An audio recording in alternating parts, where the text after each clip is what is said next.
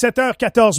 Allons retrouver notre avocat, très coloré, Maître Frédéric Bérard. Comment allez-vous, Maître, ce matin? Avez-vous d'autres questions? C'est 400 piastres la question. 400... Écoute, 400 piastres la question, c'est encore pas pire. Et honnêtement... c'est un prix d'amis. Oui, il y a ça. Ma grosse question, comme bien d'autres, le passeport vaccinal, c'est-tu vrai, c'est-tu ci, c'est-tu quand?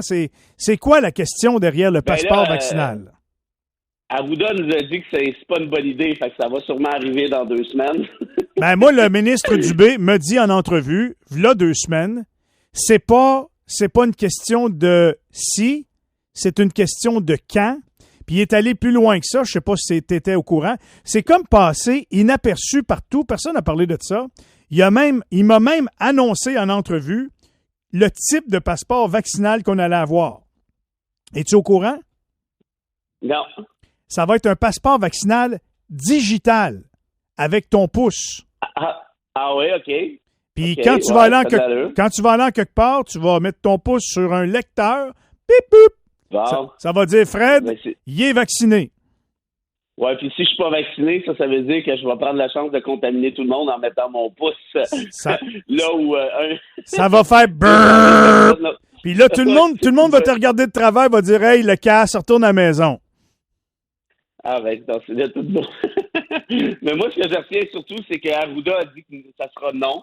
Alors, habituellement, quand Arruda nous dit que ça arrivera pas, ça arrive. Là, il y a toujours un décalage entre ce que nous dit Arruda et la réalité. Mais, écoute, je sais que c'est particulier, Michel, mais je t'avoue que j'ai réfléchi quand même pendant un petit bout parce que c'est des questions particulières, là, on s'entend bien, là, ça arrive pas aux 5 minutes, là, des affaires comme ça. Mais moi, je pense que je suis en faveur, personnellement, parce que je suis pas sûr qu'on va être capable de retrouver une vie normale rapidement si on n'a pas cet équivalent-là. Quand tu regardes en Israël, ils l'ont fait. Écoute, ils ont fêté la Pâque il y a 3 semaines peut-être. Il était quelque chose comme 1 demi-million dans les rues. C'est sûr qu'ils ont un effort de vaccination qui est beaucoup plus important que le nôtre aussi, là, jusqu'à maintenant. Mm-hmm. Mais tu dis, ceux qui veulent pas se faire voter leurs droits et libertés, là, la gang de... Bon, il y en a là-dedans qui ont bien de l'allure là, quand même, là, mais il y a quand même une tralée de bozos là, qui vont aller manifester contre devant le stade olympique en fin de semaine. On parle de pratiquement 25 000 personnes qui vont aller écœurer des employés de la santé qui se cassent en deux pour vacciner des gens qui se mettent à risque.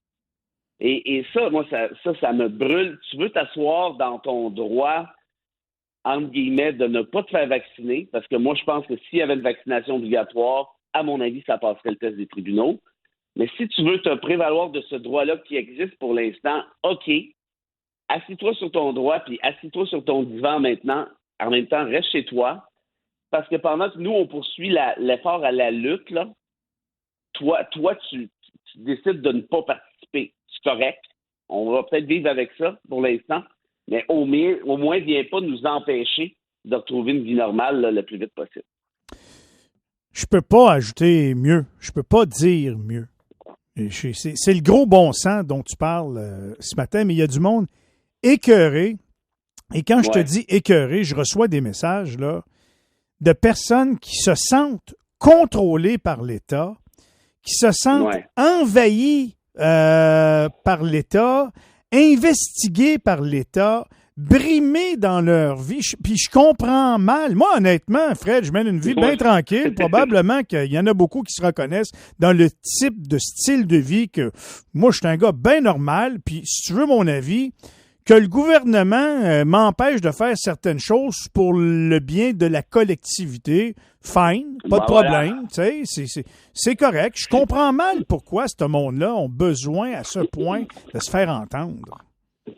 Ben, tu viens de le dire, à mon avis, c'est en plein ça. C'est le bien de la collectivité. Je veux dire, c'est sûr que si l'État restreint tes libertés civiles sans raison valable, je vais être le premier à être contre, évidemment. Mais là, ici, il me semble que c'est pas dur à comprendre qu'on est depuis 13-14 mois dans une pandémie internationale qui a fait 3 millions de morts sur la planète. 3 millions de morts. Puis ça continue en Inde, là, ça tombe comme des mouches. Au Brésil, c'est difficile. Aux États-Unis, ils n'en sont pas revenus encore. donc, tout ça pour dire quoi? Ben, pour dire que il faut que tu fasses l'espèce de jeu de pondération dont on a déjà parlé. Oui, tu as des libertés individuelles, mais il y a des droits collectifs. Puis les droits collectifs, les intérêts de la collectivité, si on veut ici, doivent prévaloir parce qu'autrement, on n'en sort pas. Puis tant et aussi longtemps que les gens ne veulent pas se faire vacciner puis ne veulent pas faire leur effort de guerre, ben ils vont chialer encore plus longtemps parce que les mesures vont durer encore plus longtemps.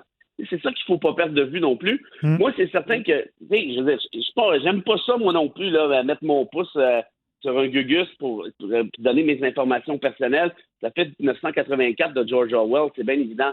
Mais l'autre affaire, puis je banalise rien, mais si vous êtes sur Facebook, sur Twitter, Instagram, puis vous mettez 12 photos de vos patates pilées par jour, imaginez-vous donc là, que vos informations privées sont déjà partout. Vous les avez données partout. C'est ceux qui jouaient à Pokémon Go, là, promènent en cherchant des petits bonhommes là, un peu partout dans la ville.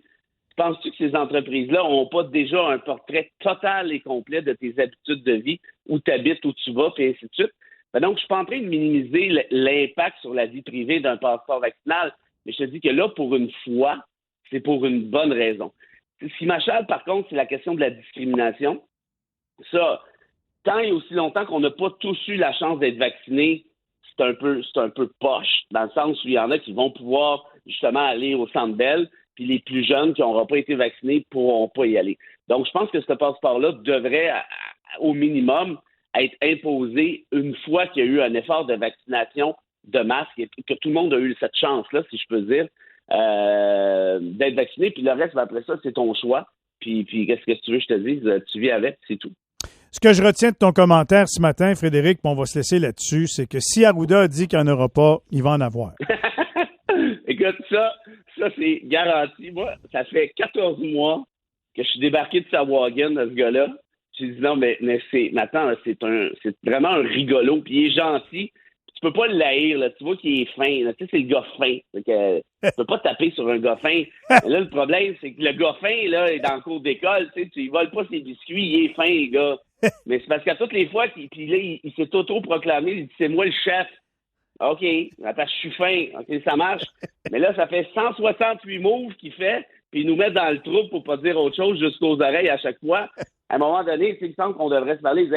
On va prendre quelqu'un d'autre, je pense. Regarde, toi, t'es fin, là, mange tes biscuits tranquille, on va pas t'écœurer, là, mais s'il te plaît, là, donne-nous une petite chance. Moi, en tout cas, il me semble que ça devrait être ça le réflexe. Mais comme il est fin, puis les Québécois aiment les gens fins, tout le monde aime les gens fins, ça fait en sorte que tu peux être un incompétent, puis ça va passer pareil. Alors que si tu es très compétent puis t'es pas fin, là, tu vas te faire botter le derrière jusque dans la stratosphère. Ça va prendre 2 secondes. Je te dirai jamais que t'es pas fin. Mais ce matin, t'as été fin. T'as été fin en tabarouette. C'est toi qui es fin. T'as enduré un zigoto comme moi. Hey, salut Fred. On se reparle la semaine prochaine. Salut mon Michel, avec plaisir. Bye bye. Salut tout le monde. Maître Frédéric Bérard, coloré. Lui, c'est assez clair ce qu'il pense. Ça a le mérite d'être direct. Un avocat, un professeur en droit constitutionnel, très songé, très bonne réflexion, mais divulgué de façon très colorée. 7h22, on s'arrête. Les manchettes avec Mathieu et au retour, on parle de la prison de Hall. Restez là.